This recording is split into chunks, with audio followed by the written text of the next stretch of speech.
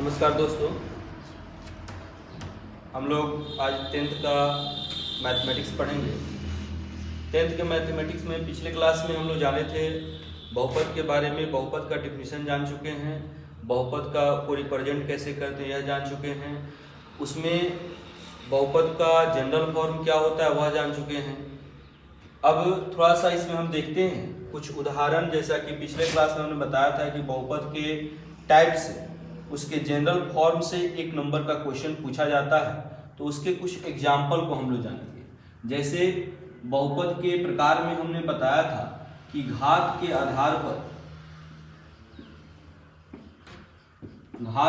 आधार पर इसके प्रकार होते हैं, जैसे शून्य बहुपद या अचर बहुपद।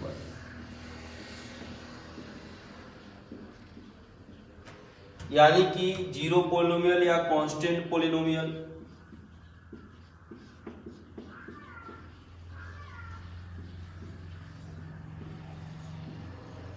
अब इस कांस्टेंट पोलिनोमियल का व्यापक रूप जनरल फॉर्म जो होता है, कोई भी आप अचर मान, कोई भी कांस्टेंट टर्म को आप रख दें, जैसे कि हम कहें 5, 7, A, B, etc। ऐसे पहले भी आपको बताया जा चुका है कि ऐसे चर, यानी कि आपको क्या कहते हैं कि अज्ञात राशि, अचर यानी कि कांस्टेंट, वेरिएबल और कांस्टेंट। चर राशि को रिप्रेजेंट करने के लिए हम इंग्लिश अल्फाबेट के बाद में आने वाले 13 अक्षर को छोटे वर्णमाला को के रूप में हम लेते हैं, जैसे XYZ के रूप में। और अचर को दिखाने के लिए अंग्रेजी वर्णमाला के पहले 13 अक्षर को लेते हैं, जैसे ABC ... ऐसे हम इसको चर और अचर को क्लियर करते हैं। तो आप यहाँ पर ABC के रूप में हम इसको अचर मान को ले सकते हैं। 3, 5, 7, 1/2√2 यह सारे शून्य बहुपद या अचर बहुपद के रूप में आएंगे। ऐसे सिंपल सा तरीका है इसका समझने का कि अगर किसी भी मान में आपको कोई चर राशि नहीं दिखाई देती है, आप प्राकृत संख्या से लेकर के वास्तविक संख्या तक, यानी कि वास्तविक संख्या के अंतर्गत उसके नीचे सारी संख्याएं जो भी आती हैं, समित संख्या के नीचे जितनी भी संख्याएं आती हैं, वह सारी संख्याएं एक शून्य बहुपद या अचर बहुपद के रूप में ली जाती है। यानी कि अगर किसी संख्या के साथ कोई चर राशि दिखाई नहीं दे तो वह आपका शून्य बहुपद, अचर बहुपद होता है। जैसे इसके बाद हमने दूसरा बताया था रैखिक बहुपद। रैखिक बहुपद जिसको हम बताए थे, इसको एक घातीय बहुपद भी कहते हैं। यानी कि वैसा बहुपद जिसमें चर का घात अधिकतम 1 हो, उसको रैखिक बहुपद कहते हैं। यानी कि लीनियर पोलिनोमियल, लीनियर पोलिनोमियल,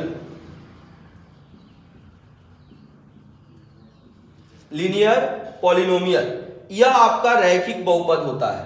अब इसमें जैसे इसका हमने जनरल फॉर्म बताया था, व्यापक रूप बताया था। व्यापक रूप इसका होता है ax प्लस b। अब इसको अगर एग्जाम्पल के रूप में हम देखें कि कैसे कौन सा बहुपद जो आपका होता है वह रैखिक होता है, तो कोई भी बहुपद, जैसे हम लिखते हैं 3x + 5, यहां देखेंगे कि चर x है, x का अधिकतम घात 1 है, तो आपका रैखिक बहुपद हुआ। जैसे हमने सिर्फ लिखा y, यहाँ पे चर आपका y है, इसका घात 1 है, तो यह रैखिक बहुपद होगा।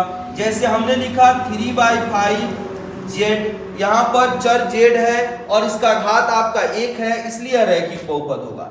यह x चर में रैखिक बहुपद है, इसलिए इसको हम डिनोट करेंगे px।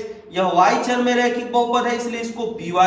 यह z चर में आपका रैखिक बहुपद है, इसलिए इसको pz से डिनोट करेंगे। यानी कि जो चर जिसमें आता है उसी के रूप में इसको प्रकट किया जाता है। ऐसे रैखिक बहुपद का यह जनरल फॉर्म हो गया। यह हमने एग्जाम्पल दिया। यहाँ पर आपसे पूछा जा सकता है कि निम्नलिखित में से कौन रैखिक बहुपद है या नहीं है, या रैखिक बहुपद का व्यापक रूप क्या होता है। तो हमने व्यापक रूप में हमने बताया था कि यह व्यापक रूप होता है px बराबर हम इतना लिख सकते हैं, जहां कंडीशन भी होता है। कंडीशन निश्चित रूप से उसका ध्यान रखेंगे कि a नॉट इक्वल टू 0 तथा a और b यह वास्तविक संख्या होगा, वास्तविक संख्या होगा, है ना। तो यह रैखिक बहुपद के लिए इसका एग्जाम्पल, इसका जनरल फॉर्म पहले बताए थे, लेकिन उसमें एग्जाम्पल हमने नहीं बताया था। एग्जाम्पल हम बताए थे कि अगले क्लास में बताएंगे, तो एग्जाम्पल के द्वारा भी ऑब्जेक्टिव क्वेश्चन, इससे आपको सिर्फ और सिर्फ ऑब्जेक्टिव ही तैयार होंगे, इससे सब्जेक्टिव नहीं आता है, ऑब्जेक्टिव आपका क्लियर हो जाएगा। अब इसमें रैखिक बहुपद हो गया, ठीक इसी प्रकार से आपका द्विघात बहुपद, त्रिघात बहुपद के लिए भी हम लोग काम करते हैं, उसका भी एग्जाम्पल हम लोग देख लें थोड़ा। द्विघात बहुपद में हमने बताया था कि वैसा बहुपद जिसमें शामिल चर का अधिकतम घात 2 होता है वह द्विघात बहुपद कहलाता है। ध्यान दें, द्विघात बहुपद, द्विघात बहुपद, क्वाड्रेटिक पोलिनोमियल।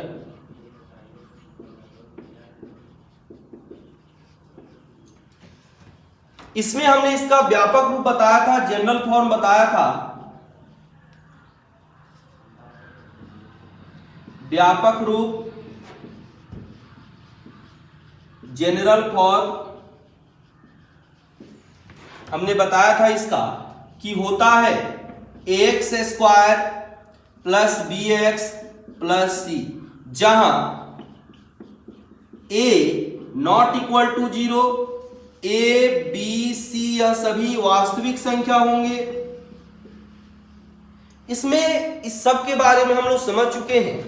हमने बताया था कि a 0 के बराबर क्यों नहीं लेते हैं, क्योंकि अगर a 0 होगा तो यह x स्क्वायर वाला टर्म गायब हो जाएगा, जिससे यह द्विघात बहुपद नहीं रह पाएगा, तब यह रैखिक हो जाएगा, इसलिए हम लेते हैं। अब थोड़ा इसका एग्जाम्पल देख लेते हैं, क्योंकि यह भी प्रश्न आ सकता है कि निम्नलिखित में से कौन द्विघात बहुपद है, इसलिए इसको जानना आवश्यक है। जैसे हम लिखे x स्क्वायर, यहां देखेंगे कि यह x चर का बहुपद है, x का घात अधिकतम 2 है, इसलिए यह एक द्विघात बहुपद है।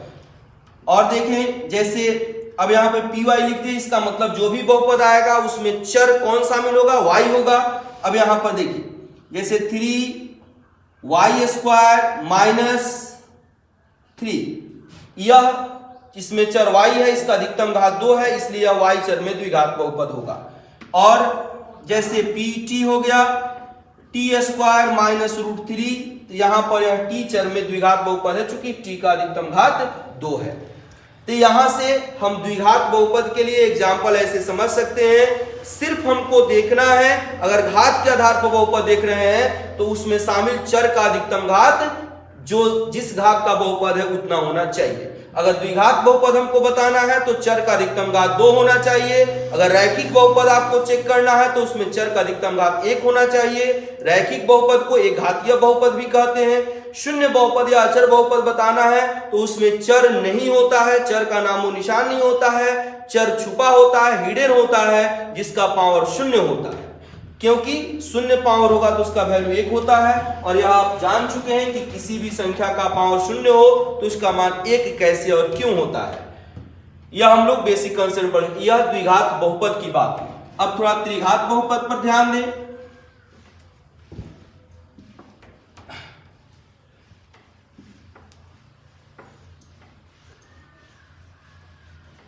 ध्यान दें,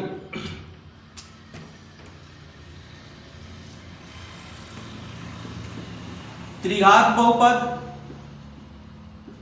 ठीक उसी तरह से होगा। आप बता सकते हैं कि वैसा बहुपद जिसमें शामिल चर का अधिकतम घात 3 होता है वह बहुपद त्रिघात बहुपद कहलाता है। इसको क्यूबिक पोलिनोमियल भी कहते हैं, क्यूबिक पोलिनोमियल।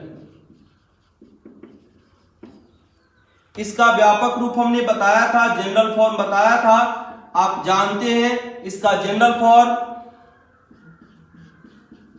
हमको वही लिखना है। सारे जनरल फॉर्म जो इसका बहुपद का जनरल फॉर्म होता है, व्यापक रूप होता है, उसी से प्राप्त किए जाते हैं जो nth तक लिखा हुआ था। ax cube plus bx square plus cx plus d, इसमें आपको बताया जा चुका है कि यहां पर कुछ कंडीशन होता है, a not equal to 0, a, b, c और d यह होंगे वास्तविक संख्या, यह होंगे वास्तविक संख्या। और इसका एग्जाम्पल थोड़ा देख लें, जैसे हम लिखते हैं 1/3 x cube minus 3x square, तो यह x चर में बहुपद है और इसमें चर का अधिकतम घात 3 है, इसलिए एक त्रिघात बहुपद होगा। जैसे √3 y cube minus 1/2 x y, यहां देखिए y चर में बहुपद है और y का अधिकतम घात 3 है, इसलिए y चर में त्रिघात बहुपद होगा। ठीक इसी तरह से 1.5 z क्यूब, यह भी z चर में त्रिघात बहुपद होगा pz।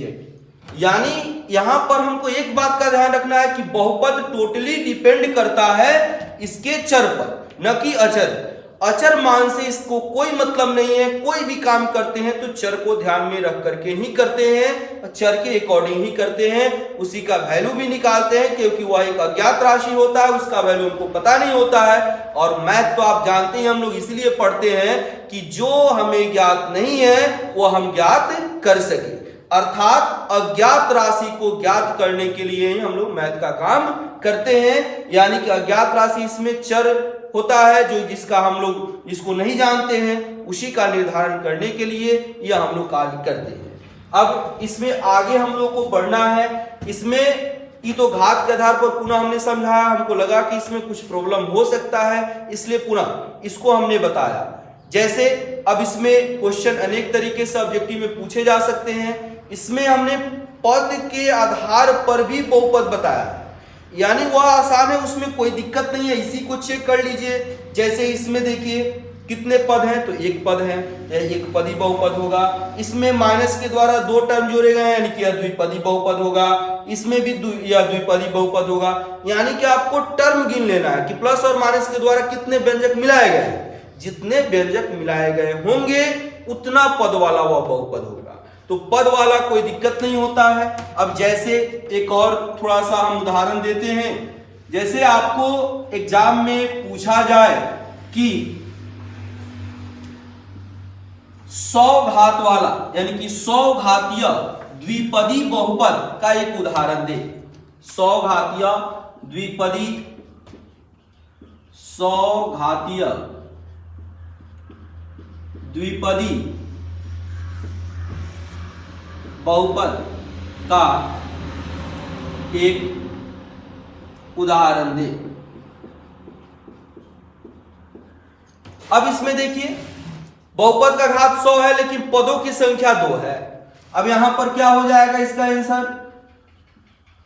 कुछ भी आप लिख सकते हैं। यहां पर यह नहीं कह रहा है कि इसी चर में होगा, आप जिस चर को के अकॉर्डिंग आप चाहें लिख सकते हैं। जैसे पीजे, हमने जेड चर का बहुपद ले लिया, हमको ध्यान यह रखना है कि उसका घात जो अधिकतम होगा वह कितना होगा? 100 होगा। कांस्टेंट कुछ भी आप रख सकते हैं, 3/5 जेड का पावर 100 माइनस जेड स्क्वायर। कोई यह लिखेगा उसका आंसर सही होगा, कोई लिखा √3 जेड का पावर 100 माइनस 2/5, उसका आंसर भी सही है। यानी कि यहां पर यह एक क्वेश्चन है, लेकिन इसके आंसर जो होंगे, सॉल्यूशन जो होंगे वह अनेक हो सकते हैं, बहुत सारे हो सकते हैं, आप अपने मन से हाँ। लेकिन अगर ऑप्शन होगा तो ऑप्शन में से जो आपका सही होगा वो आप देख सकते हैं, जान सकते हैं, उसमें से आप चेक करके आप लिखेंगे। लेकिन ऐसे अगर आपसे पूछा जाता है तो अगर 100 विद्यार्थी किसी क्लास में बैठा हुआ है तो 100 का आंसर अलग अलग हो सकता है। इसमें ऐसा नहीं है कि इसका आंसर इससे टैली क्यों नहीं कर रहा है, यहाँ पे आंसर टैली नहीं करेगा, अलग अलग डिफरेंट टाइप के आंसर यहाँ पे हो सकते हैं। अब हम लोग आगे बढ़ते हैं, एक टर्म और बहुपद में आता है। यहाँ पर जो भी चर राशि होती है उसका गुणांक। गुणांक क्या होता है? तो गुणांक में 2 चीज छिपा होता है, गुना जोड़ अंक, यानी कि किसी दिए गए चर में जिस राशि से गुना किया जाता है वही उसका गुणांक होता है। यानी कि गुणांक का निर्धारण हम देखेंगे पहले, बहुत आसान है। डिटर्मिनेशन ऑफ कोएफिशिएंट,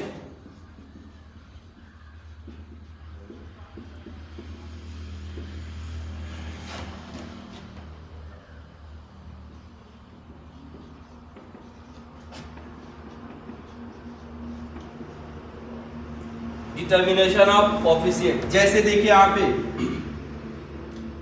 मान लेते हैं कि आपको कोई बहुपद दिया गया, px बराबर 1/3 x square minus 5x plus 2.5। हमको सबसे पहले वह काम करना है कि हमको चेक करना होगा कि जो दिया गया बहुपद है वह रैखिक है कि आपको द्विघातीय है कि त्रिघातीय है। तत्पश्चात उसके व्यापक रूप से उसका तुलना करना होगा। जैसे हमको यह x चर का बहुपद है, अब x का अधिकतम घात 2 है, इसलिए हम कह सकते हैं कि यह बहुपद द्विघातीय है, द्विघातीय बहुपद है। अब इसमें आप यह भी चेक कर सकते हैं कि पदों की संख्या इसमें 3 है, तो इसलिए इसको हम कह सकते हैं कि यह त्रिपदी बहुपद है। अब रह गई बात की गुणांक। अब यहां पे हम तुलना करेंगे, उसका व्यापक रूप क्या होता है द्विघात बहुपद का, तो px बराबर ax square plus bx plus c। अब हमको यह देखना है कि यहां पर जो जिसके जगह पर है वही उसका गुणांक होगा। जैसे x स्क्वायर यहां पर है, x स्क्वायर यहां पर है, अब x स्क्वायर का गुणांक यहाँ पे 1/3 है, यहाँ पे x स्क्वायर का गुणांक माने x स्क्वायर के साथ गुना में 1/3 है, x स्क्वायर के साथ यहाँ में गुना में एक a है। तो जब तुलना करेंगे, कंपैरिजन करेंगे, तो हम पाते हैं कि a के जगह पर 1/3 है, तो a बराबर 1/3। फिर दूसरे टर्म में देखिए, यहां पर x है, यहां पर x है। अब तुलना करेंगे तो हम b के जगह पर पाते हैं कि यहां -5 है, तो b का मान हो जाएगा -5। एक बात हमेशा ध्यान रखेंगे, किसी भी पद को लिखेंगे, किसी भी टर्म को लिखेंगे तो उसके चिन्ह के साथ लिखेंगे। विदाउट चिन्ह कभी नहीं प्रयोग में लाते हैं, चिन्ह जरूर प्रयोग में लाते हैं। और जिसके साथ चर है ही नहीं वह यहां पर +2.5 है और यहां पर c है, यानी कि c का मान हो गया 2.5। जो पद तुलना करने पर आपको दिखाई नहीं दे, समझ लीजिए कि वह नहीं है, अर्थात शून्य है। जैसे और देखिए एक एग्जांपल देखते हैं हम। जैसे px बराबर हमने लिखा √3 x³ माइनस x स्क्वायर।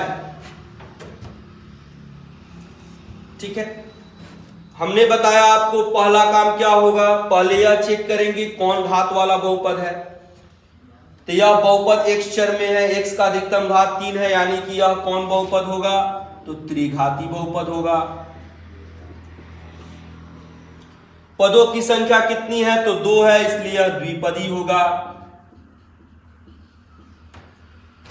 अब देखिए, अब यहां पे गुणांक हमको निकालना है कि किसका क्या गुणांक होगा, यानी कि अब x³ के साथ कौन गुना है, x स्क्वायर के साथ कौन गुना है, x के साथ कौन गुना है, यानी कि a b c d का मान निकालेंगे। चूंकि इसका व्यापक रूप होता है, तब इसका व्यापक रूप याद रखना होगा, त्रिघाती बहुपद का होता है ax³ plus bx square plus cx plus d।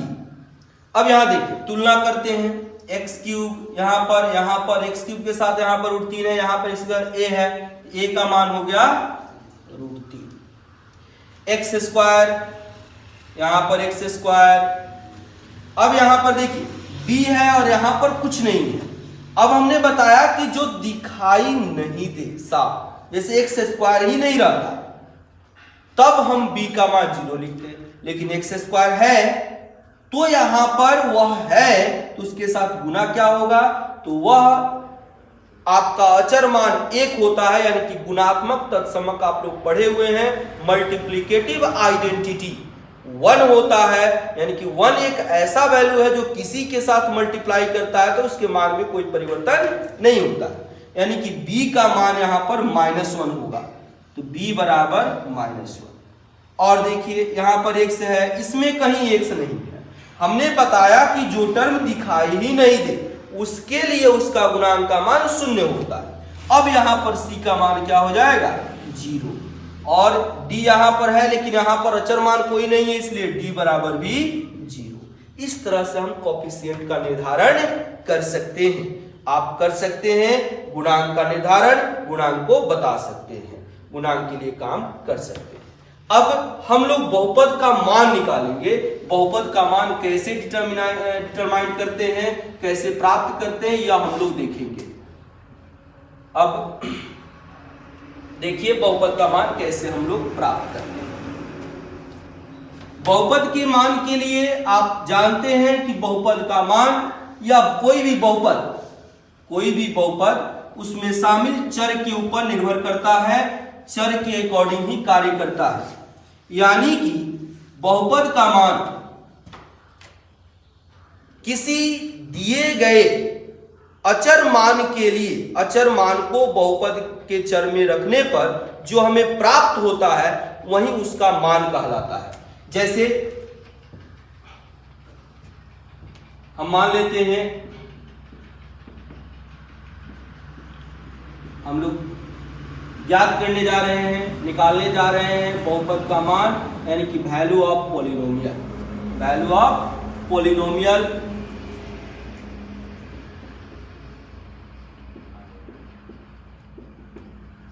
पहले यह समझिए कि बहुपद का जो मान हमें प्राप्त होता है किसी दिए गए एक अचर मान के लिए बहुपद का मान प्राप्त होता है। अर्थात किसी दिए गए अचर मान को बहुपद में शामिल चर के स्थान पर रखने पर जो हमें एक यूनिक कांस्टेंट अचर मान प्राप्त होता है वही मान बहुपद का मान कहलाता है। जैसे ध्यान देंगे, यदि px कोई बहुपद हो तो x बराबर k के लिए बहुपद का मान बराबर p k होगा, यानी कि x के जगह पर हम k ला करके रख देंगे, वही उसका मान हो जाएगा।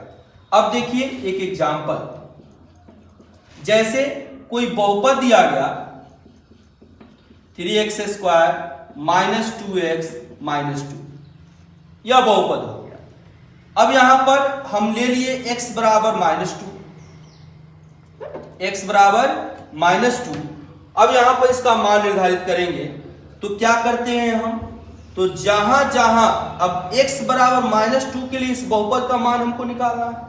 अब जहां जहां x है उस जगह को खाली छोड़ देंगे। जैसे यहां x है, इसको खाली छोड़ देंगे, यहां x है, इसको खाली छोड़ देंगे, यहां x है, इसको खाली छोड़ देंगे -2। हमने किया क्या, सिर्फ x का जगह छोड़ दिया है। अब x किसके बराबर रखे हैं, -2 के। अब जहां जहां जो जगह आपने रिक्त छोड़ा है उस जगह पर हम -2 डाल देंगे, -2 डाल देंगे। अब देखिए 3 इंटू -2 का पावर 2 है, यानी कि -2 इंटू -2,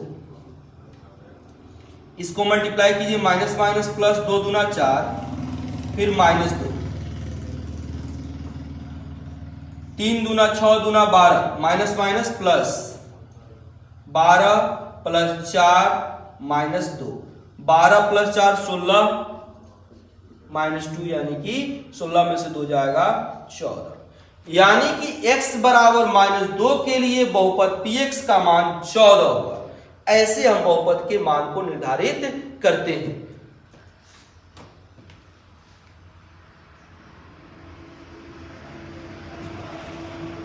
6 मिनट बाकी है,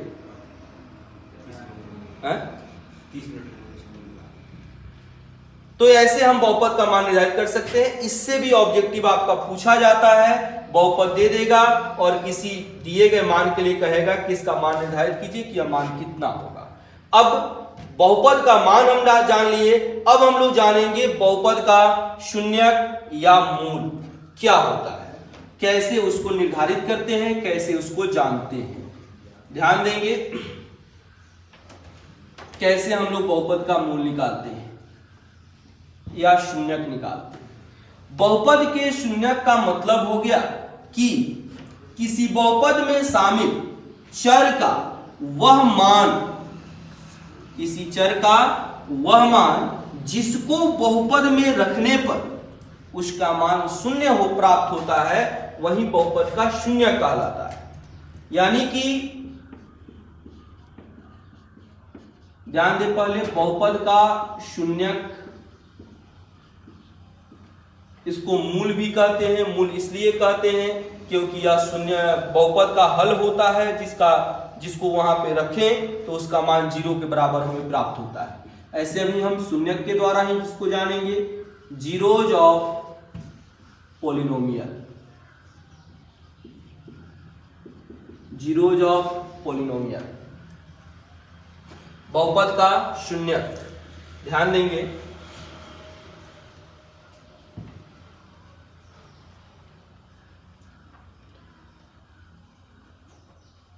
किसी बहुपद में शामिल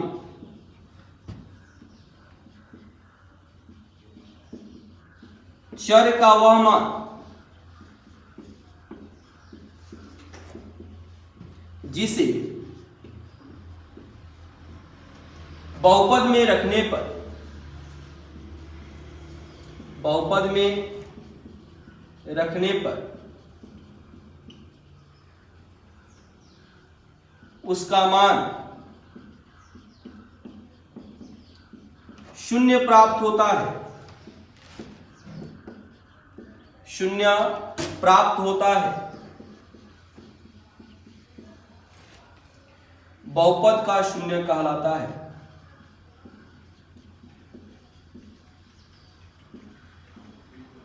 बहुपद का शून्य कहलाता है।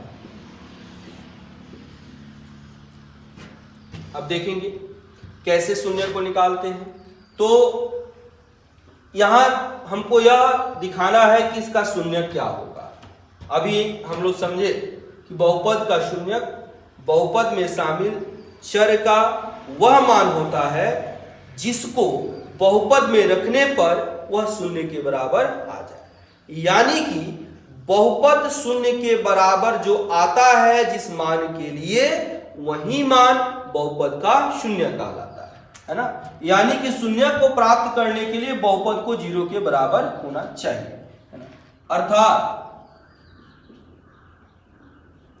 अर्थात यदि x बराबर k के लिए,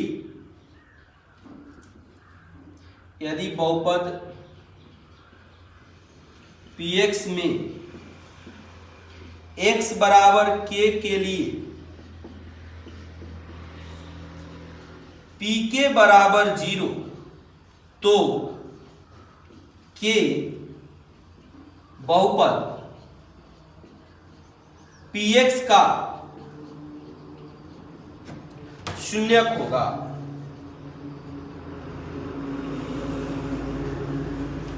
शून्यक होगा यानी कि बहुपद हमने लिया px, इसमें एक अचर मान k को हमने रखा। अगर k को यहां पर रखें और रखने पर उसका मान 0 हो जाए तो यही k इस बहुपद का शून्यक होगा, 0 होगा। अब यहां पे हम शून्यक को कैसे निकालेंगे इसको हम लोग जानेंगे, यानी कि शून्यक का निर्धारण हम लोग करेंगे। अब ध्यान दें, यहां पर रैखिक बहुपद, द्विघात बहुपद, त्रिघात बहुपद, ऐसे सभी बहुपदों का हम लोग को शून्यक निर्धारित करना है। अभी हम लोग सबसे पहले आज देखेंगे कि रैखिक बहुपद का शून्यक कैसे निकालते हैं। उसका जांच भी करेंगे कि शून्य के बराबर आना चाहिए। शून्य का निर्धारण,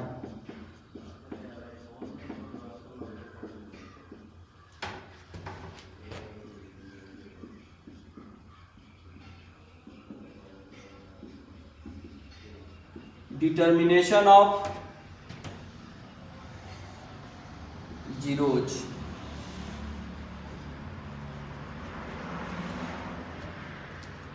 ध्यान दीजिए क्या करते हैं, स्टेप बाय समझिएगा। सबसे पहले अगर कोई बहुपद दिया हुआ है तो सर्वप्रथम आपका काम होना चाहिए, सर्वप्रथम बहुपद को शून्य के बराबर करते हैं, शून्य के बराबर करते हैं। अब आप कहेंगे कि शून्य के बराबर क्यों करते हैं? क्योंकि कोई भी मैथमेटिकल फॉर्म तभी सॉल्व किया जाता है जब वह एक इक्वेशन के रूप में हो, एक समीकरण के रूप में हो। यहां पे हमने शून्य के बराबर ही क्यों किया? क्योंकि आप अभी देखे हैं कि बहुपद में शामिल चर का वह मान जिसके लिए बहुपद जो है वह शून्य के बराबर होता है वही उसका शून्य कहलाता है। यानी कि आप इसके शून्य के द्वारा जीरोज के लिए ही आप जानते हैं कि बहुपद जब शून्य के बराबर होगा, उसका मान जिसको हम रख रहे हैं उसके लिए वह शून्य के बराबर होगा, वही उसका जीरोज होगा।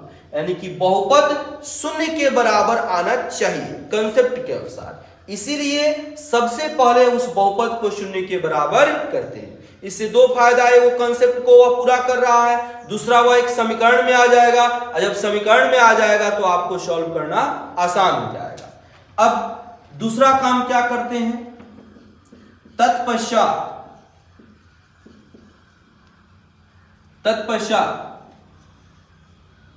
प्राप्त समीकरण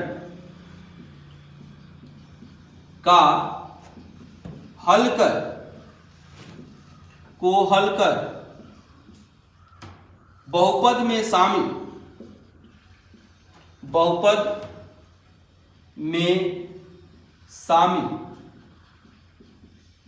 चर का मान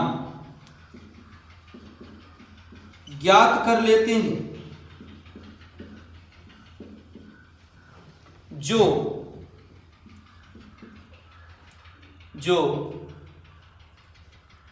बहुपद का शून्यक होता है, बहुपद का शून्यक होता है। यह तो आपका स्टेप हो गया, ठीक है, ऐसे ही काम करेंगे। अब एक एक करके उसको हल करके शून्यक निकालेंगे। एक हम बता रहे हैं रैखिक बहुपद का कैसे शून्यक हम निर्धारित करते हैं, इसके पश्चात आगे अगले क्लास में हम लोग जानेंगे। यह दो टर्म है, जो दो स्टेप है, इसको ध्यान में रखना है, इसी स्टेप के द्वारा हम निर्धारित करेंगे। अब पहले हम लोग निर्धारित करने जा रहे हैं रैखिक बहुपद का शून्यक।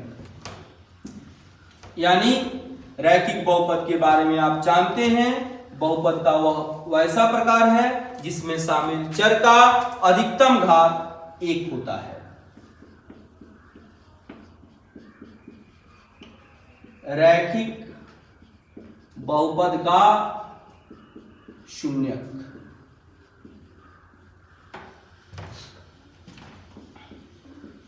जीरोज ऑफ लीनियर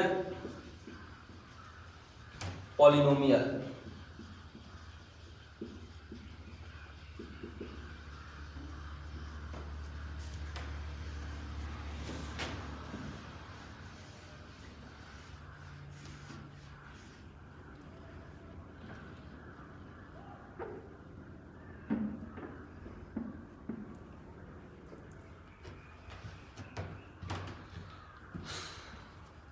ध्यान दें, हम उसके बेसिक कॉन्सेप्ट से आते हैं। जनरल फॉर्म इसका होता है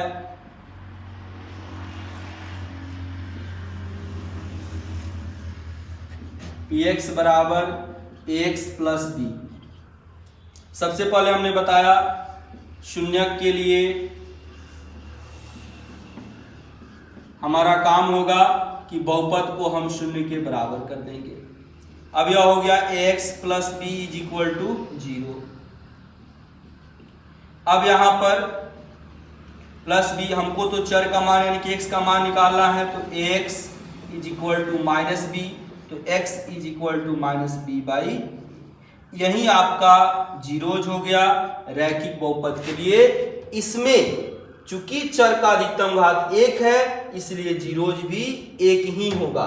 जितना इसमें मैक्सिमम पावर होता है, आगे जैसे जैसे हम जीरो निकालेंगे वैसे वैसे समझ में आएगा, जितना इसका मैक्सिमम पावर होगा जीरोज की संख्या उतनी ही होगी। अब इसको आप चाहें तो जांच भी कर सकते हैं, इसको और भी लिख सकते हैं। अब x is equal to b क्या है, तो इस बहुपद का अचर पद है, तो माइनस अचर पद, यह आपका फॉर्मूला भी हो जाएगा, बाई ए क्या है, तो x का गुणांक, यानी कि x का गुणांक। आप चाहें तो जांच भी कर सकते हैं। x का मान इतना दिया हुआ है, बहुपद इतना है, तो x बराबर माइनस बी बाई ए, बहुपद दिया है px बराबर ax प्लस बी। हमको करना क्या है, x का मान इसके जगह पर रख देना है, तो x का जगह खाली कर देंगे, प्लस बी।